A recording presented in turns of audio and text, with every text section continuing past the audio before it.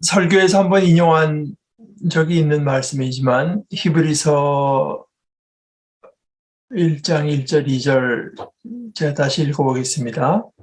하나님께서는 예전에는 예언자들을 통하여 여러 번에 걸쳐 여러 가지 방식으로 조상들에게 말씀하셨지만 이 마지막 때에는 아드님을 통하여 우리에게 말씀하셨습니다. 이제 그런 말씀이 히브리서에 기록되어 있습니다.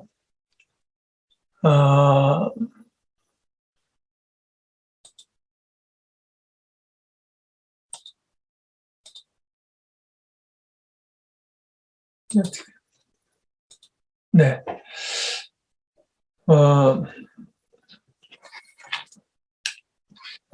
그것이 이제 바로 오늘 우리가 미가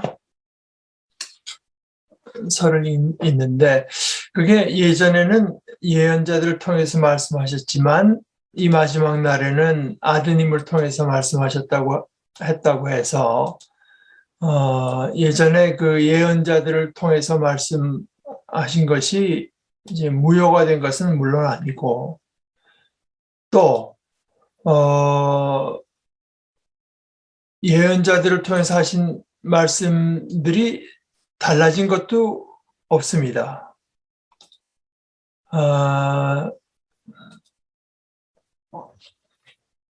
오히려 같은 하나님께서 이제 예언자들은 예전에는 예언자들을 통해서 말씀하셨지만 이 때가 달라졌기 때문에 마지막 날 그 하나님의 어떤 그 온전하신 뜻을 드러내셨다고 이해할 수가 있고, 그러니까 거기는 당연히 하나님의 심정과 하나님이 어떤 분인가, 하나님께서 관심을 가지신 것은 무엇인가 하는 그 연속성이 당연히 있고요.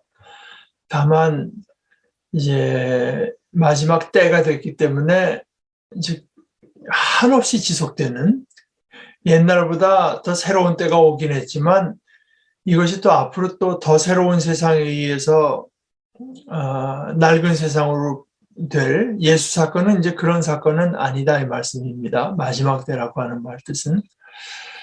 그래서 하나의 이제 완성을 말하는 것으로서, 이제 제가 지난주에 하나님의 나라 설교할 때 말씀드린 창조, 타락, 언약, 그뿐만 아니라 마지막 이 종말, 마지막 완성.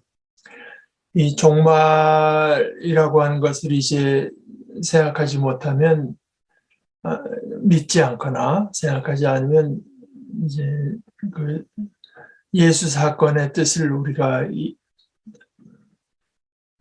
받아들일 수 없죠. 이해할 수 없고요.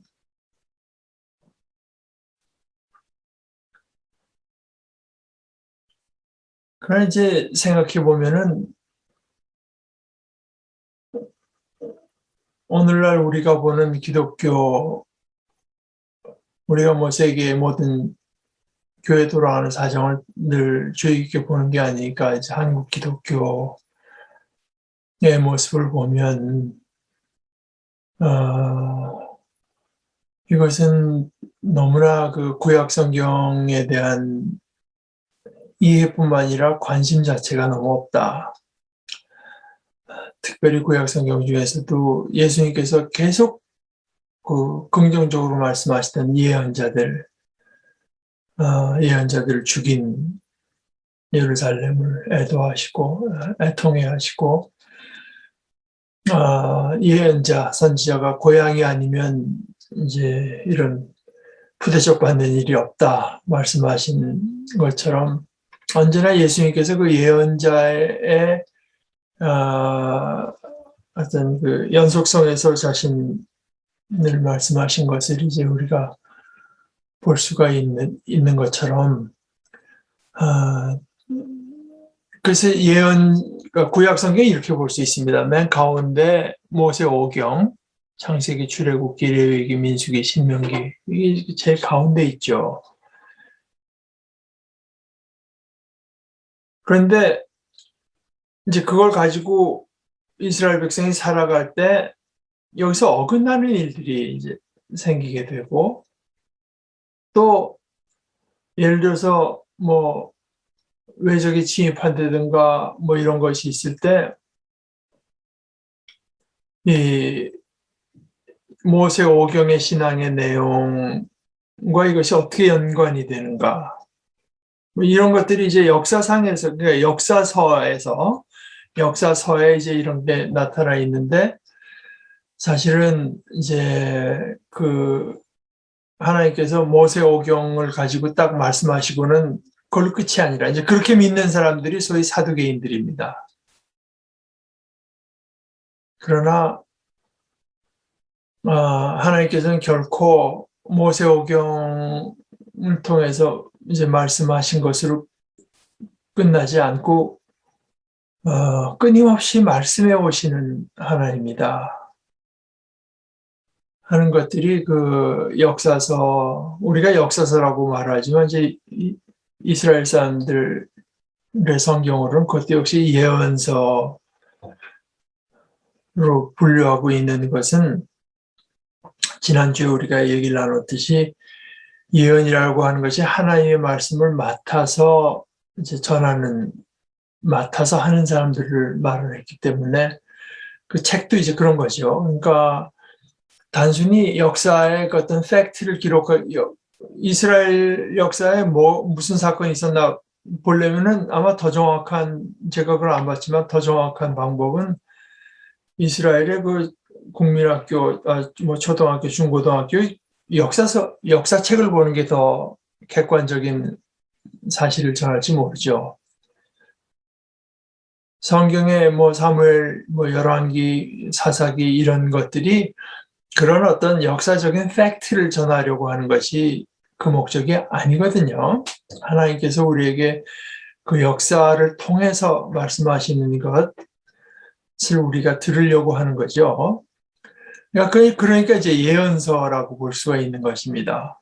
그리고 그럼 또 본격적으로는 이제 소위 문서 예언자, 지난주에 말씀드렸다시피 예언자들의 이름을 따서 책이 되어 있는 이사야, 예레미야, 에스겔, 뭐 또 뒤에 12선지서들 모든 것들이 다 문서 예언자들, 이제 그런 하나님의 말씀의 해석이라고도 할 수 있고, 그러나 그것은 하나님께서 어제나 오늘이나 같은 하나님께서 새롭게 이제 말씀해 주시는 것들이기 때문에 사실은 모세오경도 마찬가지고 예언자, 율법과 예언자, 성경에 쓰여 있는 율법과 예언서, 이것이 소위 이제 구약 성경을 통칭하는 유대인들의 방식인데요.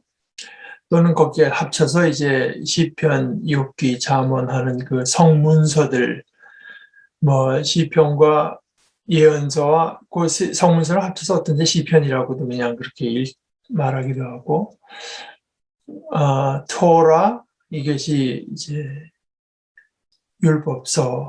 율법이라고 했지만 꼭 법만을 말을 한 것이 아니고 이제 하나님의 instruction, 토라, 그 다음에 나비라고 지난주에 예언자를 말씀드렸지만 나비의 복수형이 임하고 되면 그 이제 복수형을 말하는 거거든요. 토라, 네비임, 그 다음에 이제 마지막 그 성문서들, 책들, 뭐 지혜의 책들, 시편, 욥기, 잠언, 전도서, 뭐 아가서, 뭐 이런 것들을 소위 이제 크투빔이라고 해서 토라, 느비임, 크투빔, TNK에서 타나크. 유대인들은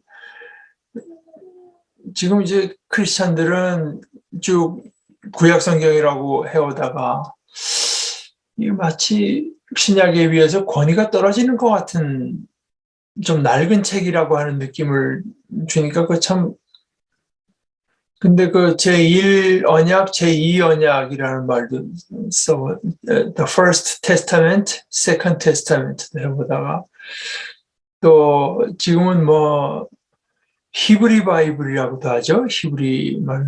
근데 그것도 또 뭐 온전한 말은 아니지 않겠습니까? 히브리인들의 발음만도 아니고 언어로 또 히브리라고 하는 것도 중간에 또 아람어도 섞여 있으니까요. 어찌됐건 뭐 그냥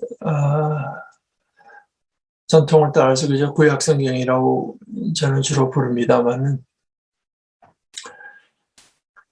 그것은 우리가 부르는 방식이고 유대인들은 이제 타나크라고 주로 부르는 것으로 알고 있습니다.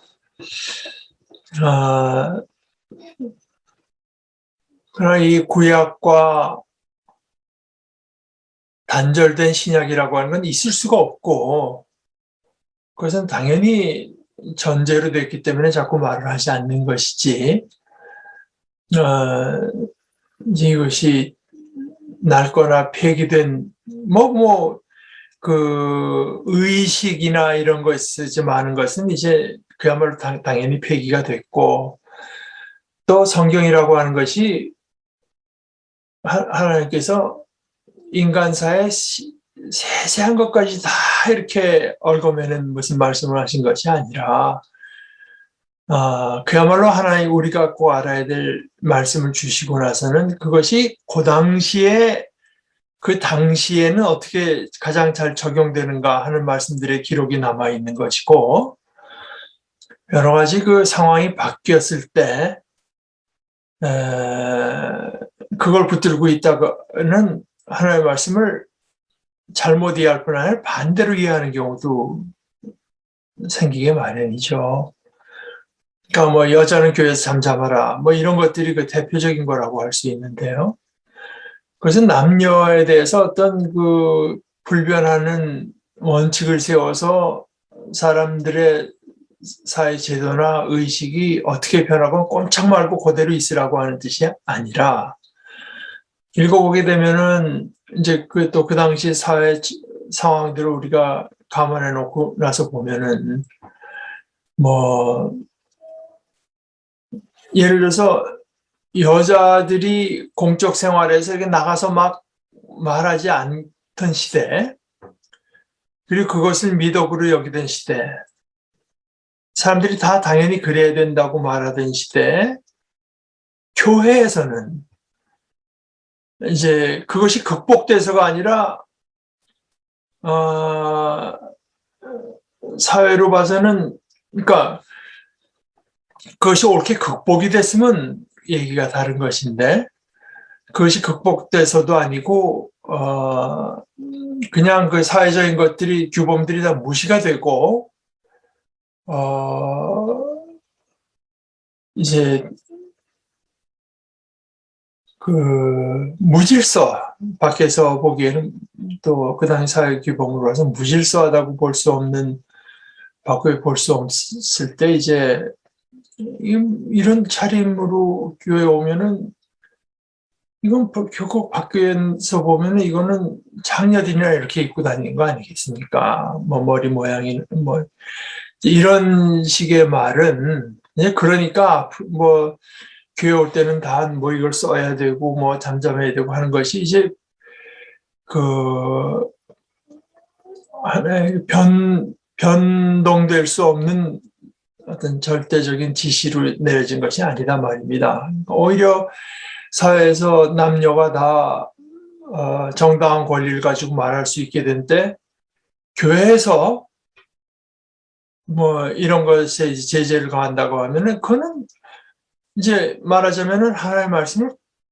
정반대로 그 하나님의 말씀이 주어진 상황에서 어떻게 적용될 것인가 하는 어떤 그 기본 정신에는 정반대가 되는 이해가 이제 될 수가 있고, 뭐 노예제도 같은 것들도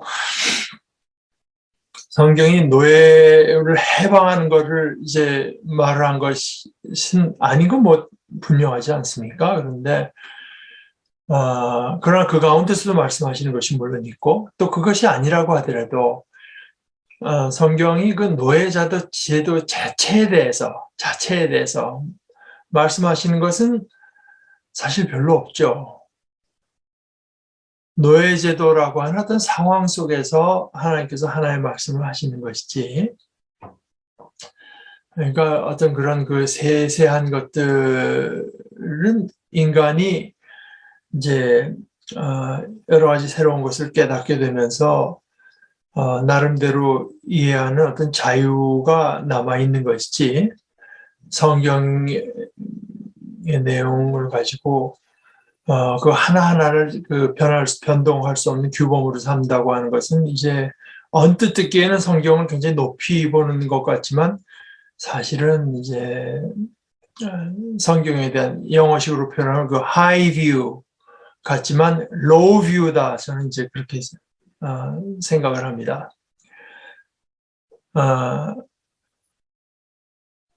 그런 것이 있지만 그러나 그 가운데 들어있는 하나님의 중심적인 관심사, 이것을 이제 우리가 이해하고 받아들일 때 그것은 이제 어제나 오늘이나 변 없으신 하나님을 이해하는 것이 되고, 특히 예수님께서 예언서들과의 어떤 그런 연관성을 쭉 긍정하셨으니만치 우리는 과연 예수님께서 긍정하신 그 예언자들의 메시지나 예언자들의 삶이 어떤 것인가를 반드시 이해할 필요가 있다. 예수님을 잘 이해하기 위해서도 이해할 필요가 있다. 이렇게 생각을 하는 것입니다. 미가서 1장 1절에서부터 우선 9절까지 읽고 또 얘기를 해보십시다. 이것은 주님께서 사마리아와 예루살렘이 어찌 될 것인지를 모레셋 사람 미가에게 보여주시면서 하신 말씀이다. 때는 유다의 왕 요담과 아하스와 히스기야가 대를 이어가면서 유다를 다스리던 기간이다. 민족아, 너희는 모두 들어라. 땅과 거기에 있는 만물들아, 귀를 기울여라. 주 하나님이 너희의 죄를 밝히신다. 주님께서 하늘의 성전에서 말씀하신다. 주님께서 그 거처에서 나오시어 땅의 높은 곳을 짓밟으시니 무산이 그 발밑에서 녹고 평지가 갈라진다. 불 앞에 밀초처럼 녹아버리고 비탈길로 쏟아져 내리는 급류 같구나. 이 모든 일이 일어나는 것은 야곱의 죄 때문이며 이스라엘 집의 범죄 때문이다. 야곱의 죄가 무엇이냐? 사마리아가 아니다냐? 유다의 산당이 무엇이냐? 예루살렘이 아니다냐? 내가 사마리아를 빈들의 폐허로 포도나 가꿀밭으로 만들겠다. 그 성의 돌들은 골짜기에 쏟아붓고 성의 기초가 드러나게 하겠다. 색에서 만든 우상을 모두 박살내고 몸을 팔아서 모은 재물들을 모두 불에 태우고 우상을 모두 부수어서 쓰레기 더미로 만들겠다. 몸을 팔아서 화대로 긁어 모았으니 이제 모든 것이 다시 창녀의 몸값으로 나갈 것이다. 그러므로 내가 슬퍼하며 통곡하고 맨발로 벌거벗고 다니며 여우처럼 굿을 피울며 타조처럼 목 놓아 울 것이니 이것은 이스라엘의 사마리아의 상처가 고칠 수 없는 병이 되고 그 불치병이 유다에까지 전염되고 기어이 예루살렘에까지 내 백성의 성문에까지 이르렀기 때문이다.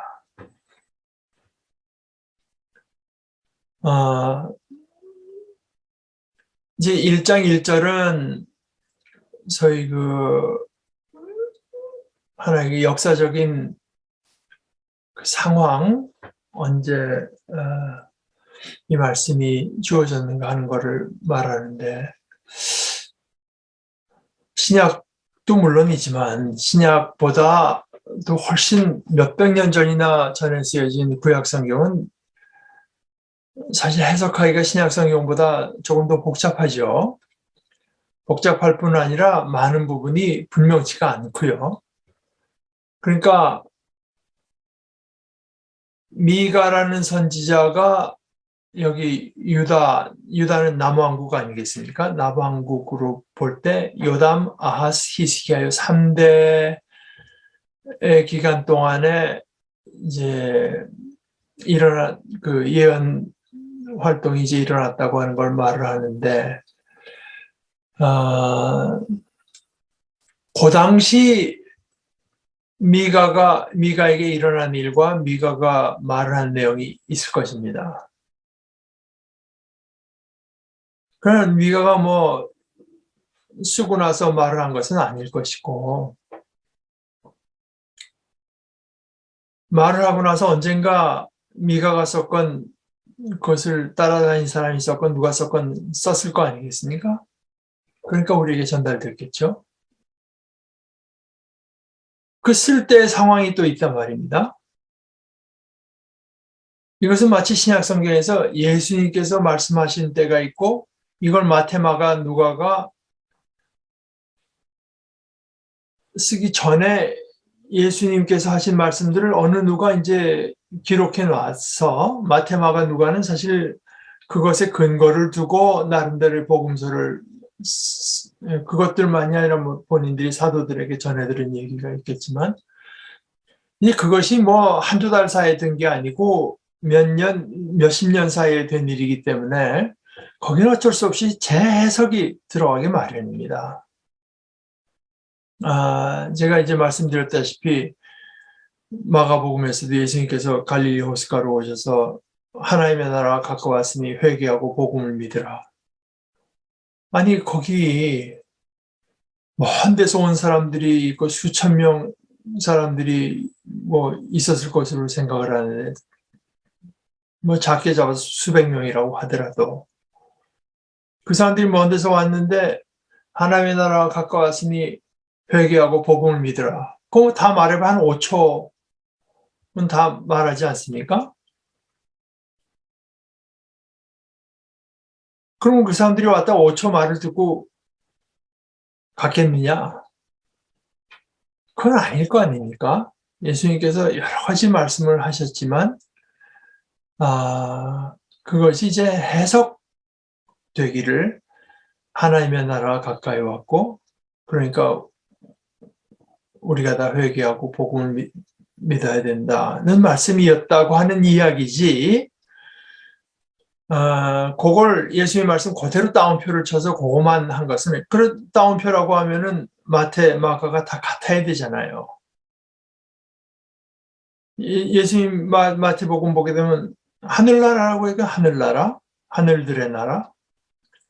예수님께서 하나님의 나라라고 하셨건 하늘들의 나라 둘 중에 하나 또 번갈아가 하셨을지 모르지만 성경에 또 번갈아간 걸로 기록된 것도 아니고요.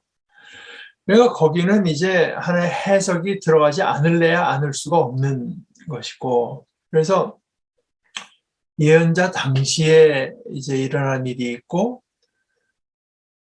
이제 그것이 기록될 때도 이미 어느 정도 해석이 들어갔고, 그 다음에 그것이 예언자의 이야기가 나중에 어떤 사건이 일어난 뒤에 보니까 그때 그 말씀이 이런 뜻이었다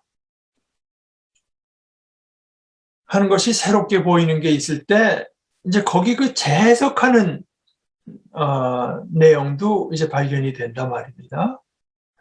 뭐 역사상에 큰 사건들이 여럿 있죠. 722년에 이제 사마리아 그 아시리아에게 망하고 701년에는 또 산헤립이라고 하는 그 아시리아 제국의 왕이 쳐들어와서 유다가 이제 동맹을 맺은 필리스틴이나 동맹을 맺은 데로 와서 이제 침략을 해 들어올 때 701년에 그것이 이제 미가서에 잘 기록되어 있다고 보는 것인데 그런 사건이 일어나고 게다가 뭐 587년, 586년 뭐 이때는 남왕국 유다까지 망해서 바빌론으로 다 끌려가고 또 몇십 년 있다가는 거기서 또 이스라엘 땅으로 돌아오고 이런 사건들을 다 겪으면서 포로기 뭐 이때가 뭐 가장 격동이라고 하다 아주 엄청난 변화를 겪은 이스라엘에서 뿌리가 뽑혀서 바빌론으로 끌려갔으니까요. 그런 것이 있을 때 하나님의 말씀에 대한 재해석이 일어나지 않을 수가 없는 거죠.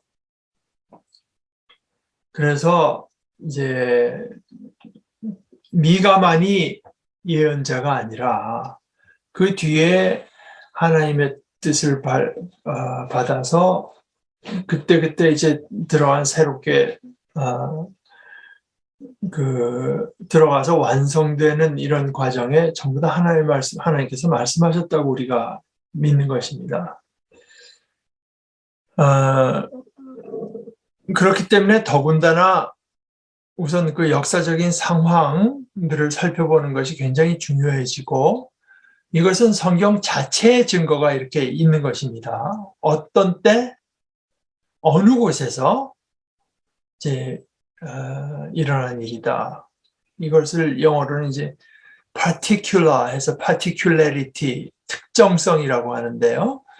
하나님의 말씀은 반드시 어떤 그 상황과 지역과 시간 속에서 이제 주어졌고, 우리가 그것을 감안하면서 해석해야 되는 것이지, 거기서 떼어서 이제 하는 순간 반드시 그 왜곡이 일어날 수밖에 없습니다. 이것은 또한 하나님께서 예언자들을 통해서 말씀하실 때 그 예언자들을 그저 기계적으로 레코더를 쓰듯이 예언자들 통해서 한 것이 아니라, 특히 예레미야 같은 데는 그가 어떤 배경, 어떤 가문에서 나타났다고 하는 것을 밝힘으로써 그 예언자가 가진 생각, 예언자의 배경, 예언자의 말하자면 신학 이런 것들이 다 하나님께서 하나님의 말씀을 전하는데 가만히 된다고 하는 것을 우리가 이해할 수 있게 됩니다. 모레셋 사람 미가에게 보여주면서 하신 말씀이다. 이랬는데, 이제 모레셋이라고 하는 데가 남왕국 그 유다의 제일 큰 도성이 예루살렘 아니겠습니까? 예루살렘에서 서남쪽으로 한 40km 떨어진, 그러니까 예루살렘은 높은 데고요. 저쪽 지중해로 내려가면 쭉 내려가는 길 아니겠습니까? 중간산지, 한라산에도 중간산지가 있고, 좀 내려가면 좀 평지 같은 데가 있는데, 그런 어떤 농촌 지역의 사람, 모레셋이라고 하는 것이, 미가라고 하는 말은, 여러분 만나 있잖아요. 만후. What is that? 저거 뭐야? 이게 뭐야? 만나라고 하는 게, 저게 뭐야? 하는 뜻이었죠. 앞에 만나, 미음으로 시작해. 이거는 이제 누구,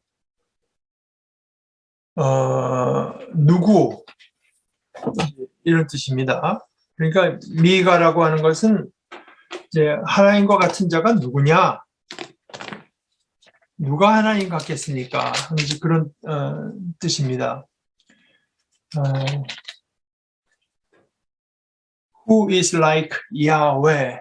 미카. 하나님과 같은 사람이 누구냐? 이제 그 이름입니다. 그리고 그것이 이제 미가와 특히 이사야에 많이 이제 강조돼 나오는 주제기도 하죠. 미가가 어떤 정치와 종교의 중심지였던 예루살렘으로부터는 40km니까 뭐 상당히 떨어졌죠. 그 당시 뭐 신문이 있었겠습니까? 뭐 SNS가 있은 것도 아니고 TV가 있은 것도 아니니까 그 크지 않은 땅에서 상당히 많이 떨어져 있는 농촌 지역에서 이제 하나님의 말씀이 미가에게 내리시는데, 우리말에는 다 보여주시면서 하신 말씀이다. 뭐 이렇게까지 번역할 수밖에 없죠. 그리고 개역 개정에는 그걸 묵시라고 말을 했어요. 미가에게 임한 여호와의 말씀, 곧 사마리아와 예루살렘에 관한 묵시라. 그런데 이제 묵시라는 말은 성경 자체에는 없는 얘기고, 공동 번역에는 모레셋 사람 미가에게 보이시면서 하신 말씀이다. 새 번역처럼 보여주시면서 하신 말씀이다. 가톨릭에서 번역한 이 성경에는 미카에게 내린 주님의 말씀, 그가 사마리아와 예루살렘에 관하여 본 환시다. 정확히 말하면 본 말씀을 봤다는, 우리가 보통 말씀이라고 하는 건 듣는 거 아닙니까? 이제 말씀을 봤다는 것입니다. 이것은 이제 물론 뭔가 비주얼하게 봤다는 뜻일 수도 있고, 말씀의 장면이, 말씀에서 말하는 장면이 나타났다고도 볼 수가 있고, 그만큼 생생한 말씀이라고도 이제 우리가 이해할 수 있고, 뭐 둘 다일 수도 물론 있겠습니다.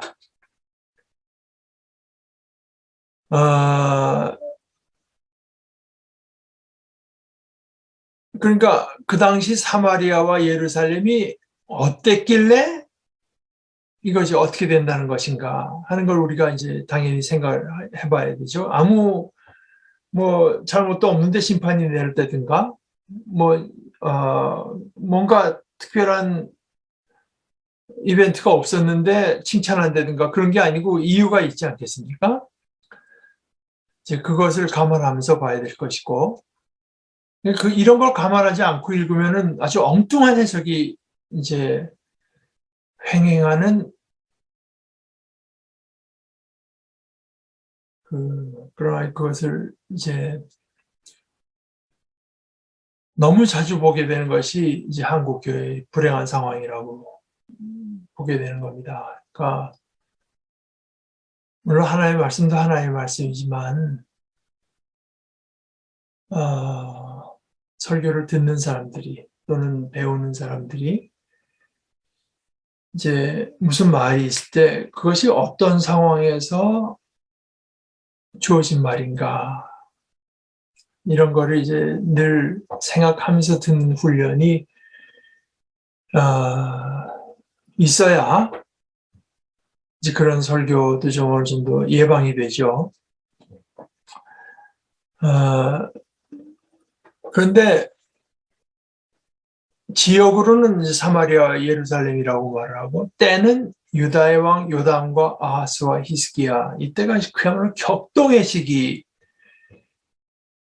그러니까 701년에 제가 그 사네립이 유다를 쳐들어왔다고 했고, 722년 그때 이제 북왕국 이스라엘이 망할 때, 그러니까 이것은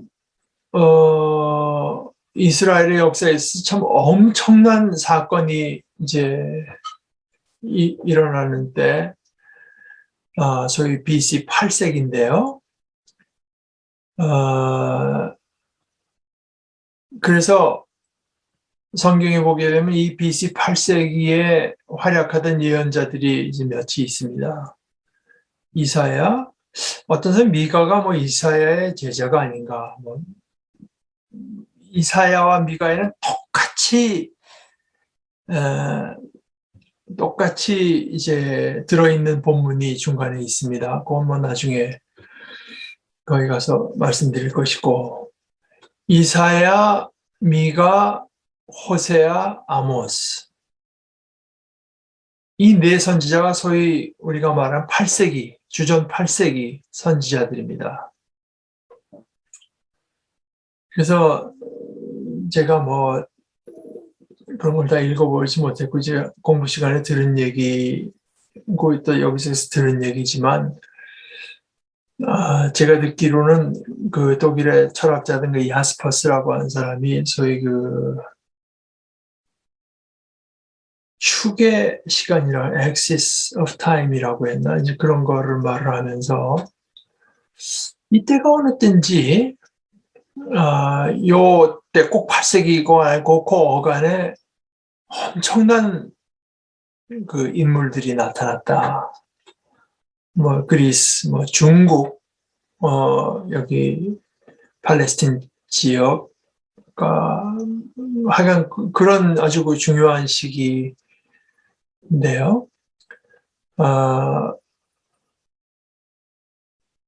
그거는 뭐 범지구적으로 보면 이제 그렇게 볼 수 있을지 모르지만 이스라엘의 역사상으로는 최소한 아주 엄청난 격동의 시기, 위기의 시기에 하나님께서는 또한 많은 예언자들을 일으키셔서 경고하시고 말씀하신다. 그러니까 그때라도 하나님의 말씀에 귀를 기울이기만 하면, 그러니까 오늘 이제 제가 미가를 생각하면서 느끼는 게 몇 가지 있는데, 미가는 농촌 사람으로서 그 자기네 동네에서 일어나는 일들, 불행한 일들을 보는데요. 그것들이 사마리아와 예루살렘, 소위 종교와 정치의 중심지에서 하는 일들이 어떻게 보면 더 생생하게 나타나는, 이것을 이제 연결해서 볼 수 있는 눈이 있은 것입니다.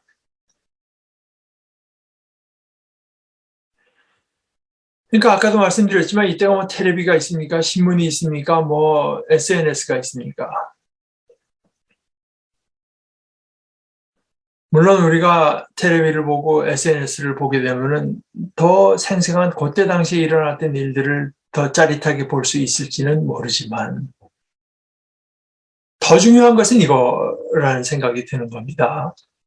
시골에 있지만 사태의 본질을 꿰뚫어 볼 수 있고, 그러니까 하나님께서 비전으로 뭐 시골에 일어난 일들 하나하나를 이제 남들이 볼 수 없는데 이 사람한테만 다 눈 감고 있어서 영안으로 다 보여주시는 게 아니거든요. 그냥 생활인으로 사나, 하나의 말씀과 그 말씀에 대한 예리한 양심과,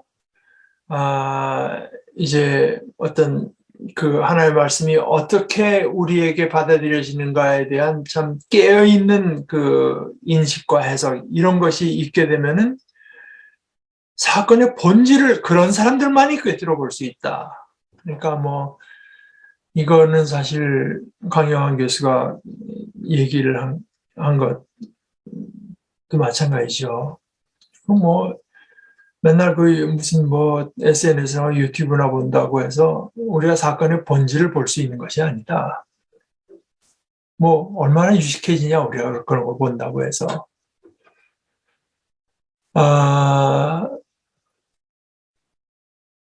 이제 그런 것이 있고, 또 하나는 하나님께서 이렇게 인간들에게 위기가 닥쳤을 때, 그럼 자신의 때가 위기인 줄도 모르는, 뭐 잘 나가는 줄 알고 있는데 하나님께서는 하나의 사람들을 일으키셔서 계속 말씀해 주고 그때라도 귀를 기울이면 살 길이 있는 건데요.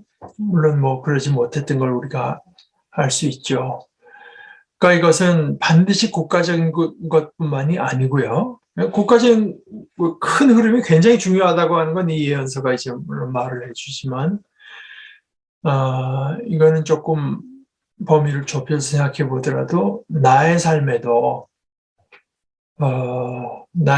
하나님께서 계속 말씀해 주고 계신다. 어떤 때라도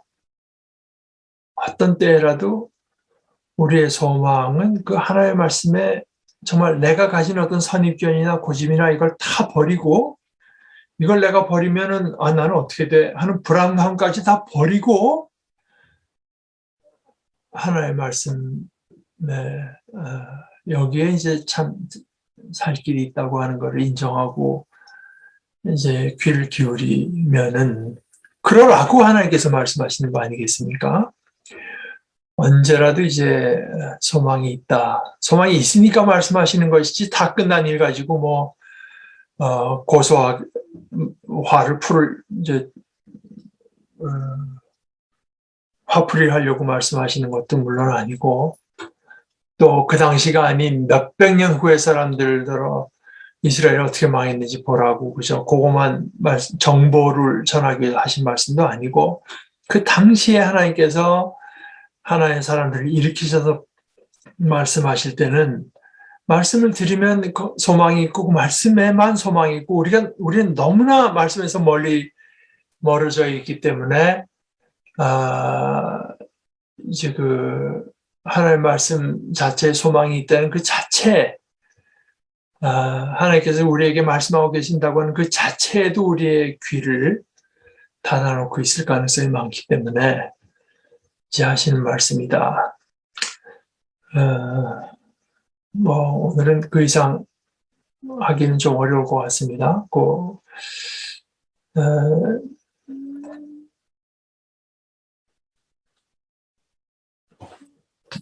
박창환 목사님이 미가를